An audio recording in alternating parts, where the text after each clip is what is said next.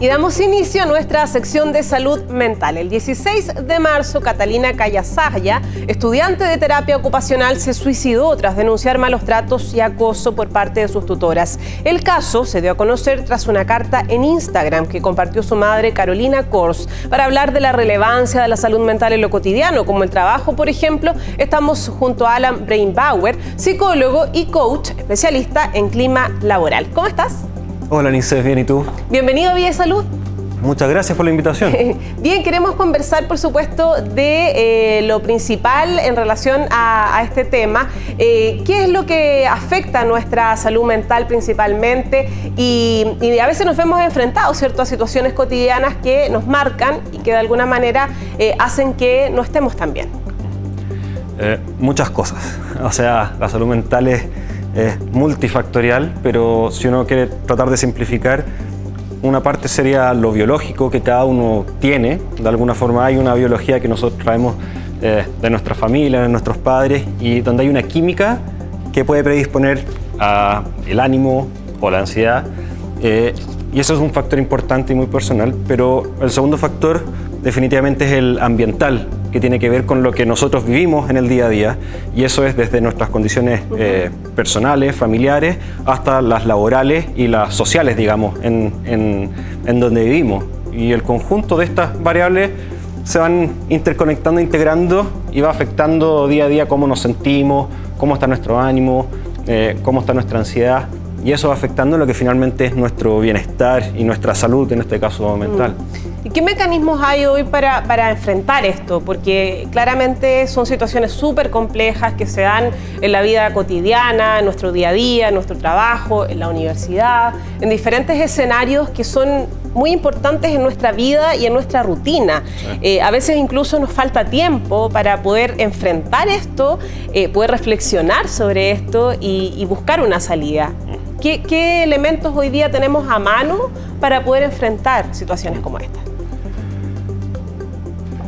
Yo diría que uno muy importante es o sea, tener el espacio, tener el espacio para poder hablar, para poder conversar de esto, para poder visibilizarlo y educarnos en torno al bienestar y a la salud mental. Eso es como una de las herramientas principales que pueden existir para que la gente tome conciencia, porque finalmente la salud mental es algo que nos acompaña a todos, a cada uno de nosotros, cada día.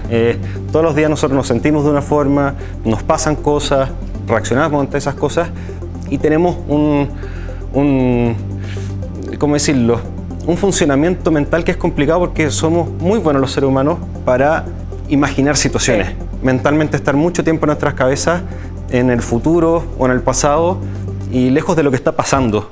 Y a veces eso puede desencadenar muchas otras cosas que afectan en cómo nos sentimos, cómo pensamos que las otras personas nos perciben, y eso finalmente son situaciones que cada persona enfrenta de manera individual.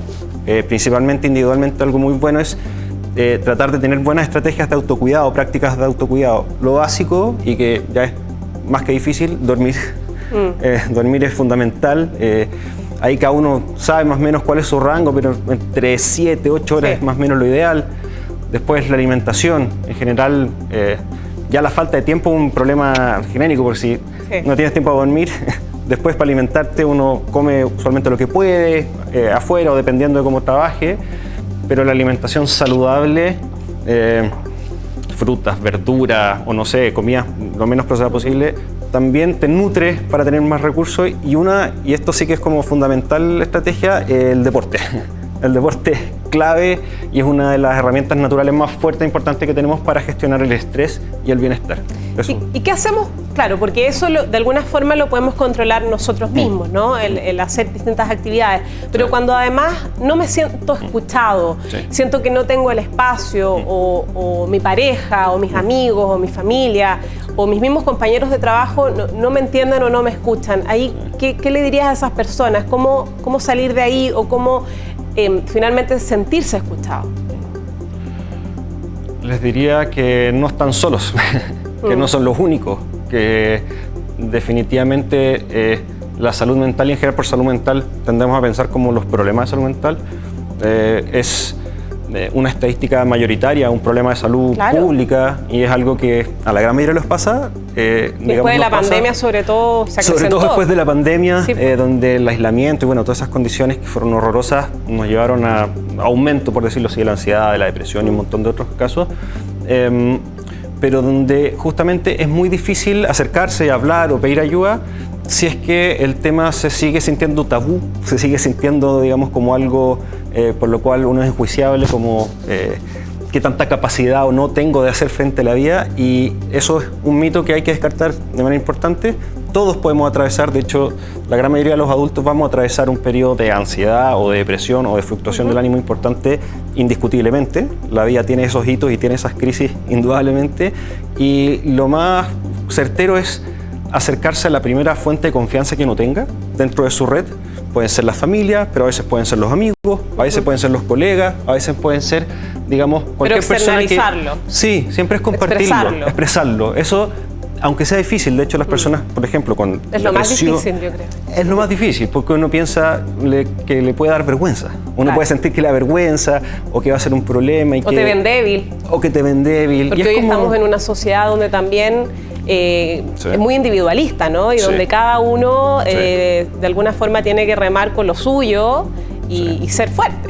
Hay una cultura de la competencia, del éxito muy fuerte y del inmediatismo muy fuerte, y eso hace, digamos, de todas maneras más difícil que uno se quiera o pueda expresar. Pero hay un dato súper concreto también, hay recursos públicos, hay un fondo de prevención, por ejemplo, del suicidio, está el Ministerio de Salud, que también tiene un fondo de asistencia y orientación a salud. Entonces hay medios o fuentes públicas donde si uno no tiene a alguien o no sabe dónde, ahí hay un lugar para partir y partir por algún lado y efectivamente escalar a especialistas, psicólogos, psiquiatras, etcétera, según se vaya necesitando y vaya uno sintiéndose. Lo más importante es que uno, si tiene la duda de cómo se siente o se siente mal, preguntar, acudir, hablar, no quedarse con la duda. Porque es importante no bajarle el perfil a estas situaciones, y en qué casos tengo que acudir a un psicólogo, a un psiquiatra para que me ayude. ¿Cuándo sobrepaso el límite, digamos, de lo que yo puedo resolver versus lo que me tienen que ayudar? Sí. Pucha, es una respuesta súper individual. Me encanta. Cada uno lo vive distinto. Los límites, cada uno efectivamente, por decirlo así, hay gente que se aguanta mucho y no acude cuando sería bueno. Definitivamente pero es bueno establecer como ciertos criterios, parámetros bien como objetivos. O sea, definitivamente cuando mi estado de ánimo o mi sensación de sufrimiento, de malestar, por ansiedad, por ánimo, por preocupaciones, me está dificultando la capacidad de enfocarme en mis tareas del día a día, de mi vida. Estar atento, presente, no sé, con mis hijos, con mis amigos, con mis compañeros de trabajo, cuando ya empieza a tener repercusiones derechamente en las cosas básicas de poder trabajar, ¿sí? O sea, cuando me limita mi día a día. Exactamente, cuando empieza a limitar o empieza a afectar significativamente tu calidad de vida. Pero yo diría que, de nuevo, lo principal es que si uno tiene la duda siquiera, es mejor preguntar, ¿sí? Ahora, signos súper importantes, pucha, la afectación clara, por ejemplo, del ánimo. Estar muy bajo, sin, digamos, energía, ganas de nada. Y aparte de ganas de nada, se llama como la incapacidad como de gozar. O sea, nada tiene brillo, nada tiene entusiasmo, nada tiene energía, por decirlo así. Alteraciones significativas del sueño, ¿sí? Insomnio, o por el contrario, dormir mucho, cambios drásticos en la alimentación también, comer mucho o comer muy poco, cambios drásticos en las relaciones sociales, ¿sí? Que personas que desaparecen, se aíslan mucho, ¿sí?